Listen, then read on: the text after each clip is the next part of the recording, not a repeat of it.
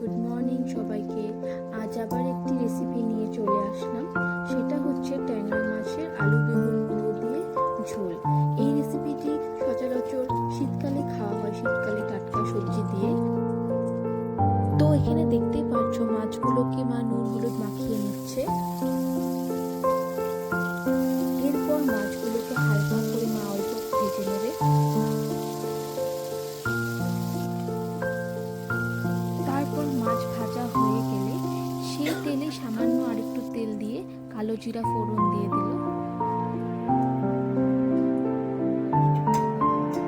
এরপর কেটে রাখা সবজিগুলোর থেকে মা আলু আর মূলোটা এক এক করে কড়াইয়ে দিয়ে দিল।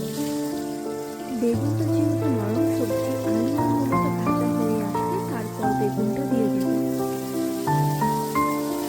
এরপর মূলো আর আলুটা ভাজা হয়ে আসলে এক এক করে নুন আর হলুদ পরিমাণ মতন দিয়ে দিল।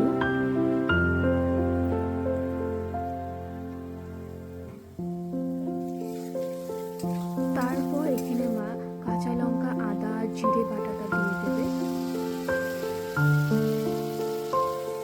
এরপর সবকিছুকে ভালো করে ভেজে নেবে যতক্ষণ অব্দি মশলা।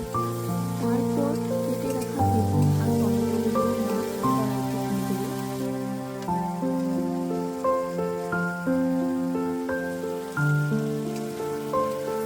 এরপর মা লঙ্কা গুঁড়ো, জিরে গুঁড়ো আর ধনে গুঁড়ো এক এক করে দিয়ে দিল।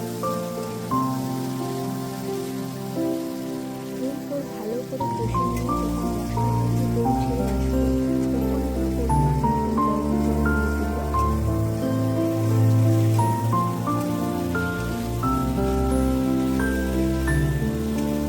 যখন ঝোলটা ভালো করে ফুটে আসবে তখন ভাজা মাছগুলো মা ঝোলের মধ্যে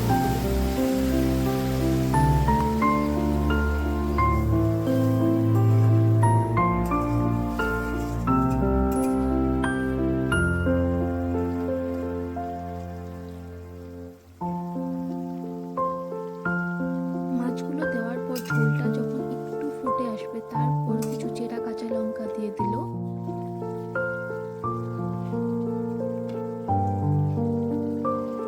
এরপর ওপর দিয়ে কিছু ধনেপাতা ছড়িয়ে দেওয়ার পর ঝোলটা যখন হালকা টেনে আসবে